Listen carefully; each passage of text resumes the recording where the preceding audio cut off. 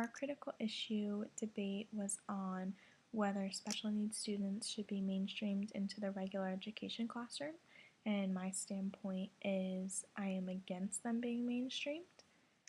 The first question from the prompt states, if parents of special needs students have fought to have their children receive a specialized education, does inclusion respect the parents' desire to provide the specialized attention for their child's educational needs? And I'm saying no. The question answers itself, really. Parents of children who require specialized education understand that their children will not benefit from an inclusive style classroom. They understand that their child, in order to develop properly, requires more support and individualized attention and services. So to require these students to enter into mainstream classrooms, you're going against what the parents have worked so hard for. Not only are the parents going to be highly disappointed in the education system that they trust, the students are going to be the ones who ultimately suffer from this. A parent knows and understands their child more so than anyone else, and even trained professionals in specialized education. So to undermine what a parent knows is right is ethically wrong. I do not agree that we should go against what parents want.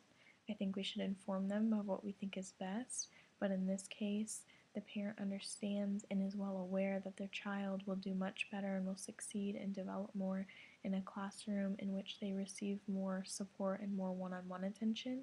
So I think to go against what the parent wishes and has worked for is honestly disrespectful. The second prompt question says, as an educator, what do you feel is the appropriate amount of time during class that you can devote to specialized individual attention for those children who need remediation? Well, as an educator in a regular classroom, I feel as though I would only be able to give individual attention to children who need remediation for about 10 minutes every day in a regular classroom, and that is stretching it. If I'm a teacher with about 18 students in my classroom, most of the time the students who need remediation are not always the students who are special needs students. There are always other students who need extra assistance with their work or who need extra support and guidance. It is not fair to special needs children as well as the other children in the classroom because the teacher is stretched so thin moving from student to student that you will realistically only make it to each student for no more than a minute or two, which is totally ineffective in terms of individualized attention.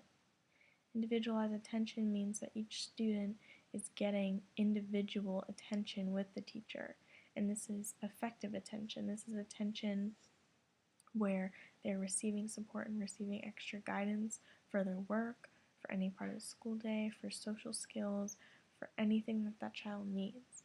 And so for a teacher to be very preoccupied with not only those students but the other students in the class who are going to need extra help as well, it is not fair to those special needs students as well as the other students in the class. The third prompt question states, the provisions of the Individuals with Disabilities Education Act provide for the least restrictive environment. Are we really following this guideline by mainstreaming children of various achievement levels into one classroom with one, possibly two teachers, and how then are their educational requirements being met? They're not being met. If we mainstream students who are at various achievement levels with other students who vary in achievement levels as well, we're ultimately setting every child up for some sort of failure. A least restrictive environment would mean that students are able to receive one-on-one time with the teachers in the classroom, and it also means that their day has more leniency, so that the teacher is able to work longer on activities that the children do not yet understand. No educational requirements are being met except for the fact that instruction is happening, but in no way is individualized attention happening. We are doing both the special needs students as well as the regular education children a disservice. I think it is important to remember that mainstreaming these students means that you are essentially putting them with students who are at a different level than they are. You're putting them with students who can be at a whole grade level higher than them in their cognitive abilities, in their social skills, in just the way that they process information. And I think that is not fair to those students. It's not fair to regular education students. I just don't think any child is benefiting from that. Another aspect of this debate is the social aspect of it. Children with special needs often are at a lower developmental rate of social development than regular education children.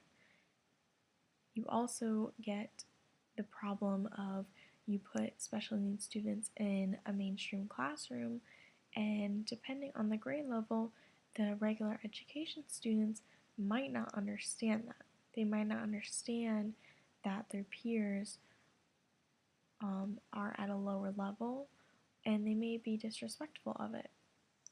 This adds a whole new problem to the classroom because now not only do you have students who need more attention and are not receiving the attention, but now you have bullying problems, or you have behavioral problems that maybe wouldn't have arisen if these students were not mainstreamed. It is just not fair to any group of students to have such differing levels of development in a classroom. It is not fair to have some students who may be gifted in a classroom with students who are at a very low level. I see positives of mainstreaming students. There are very few. The one that I do see is if your students are mature enough, which a lot of times might not be the case, but if they are mature enough, they can help the special needs students. They can teach them social skills, interact with their peers. They can, without even realizing it, help these students. I feel like there are positives to mainstreaming, but they are few and far between. I just don't feel like you're benefiting any child when you mainstream these students. Also, depending on the age group, the regular education children may not understand what this special education means and why some students are receiving more attention. It is hard for students to comprehend this when they're that young. Maybe once you get into third grade, this might go over a little bit smoother, but if you are in, a pre-K classroom or a kindergarten classroom, these students can't comprehend that another student may not have the same cognitive capabilities, and it's just not fair for you to assume that they will understand that. Basically, all in all, I think the Individuals with Disabilities Education Act states that students should be educated in the least restrictive environment. This means that they are receiving the attention that they deserve and that they need in order to develop. And by mainstreaming these students, you are putting them in a restrictive environment. You're putting them in an environment where they are forced to do standardized testing. They are forced to receive certain scores on testing, and they're not given the support that they need in order to reach these goals. So again, I am against mainstreaming special education children, and thank you for listening.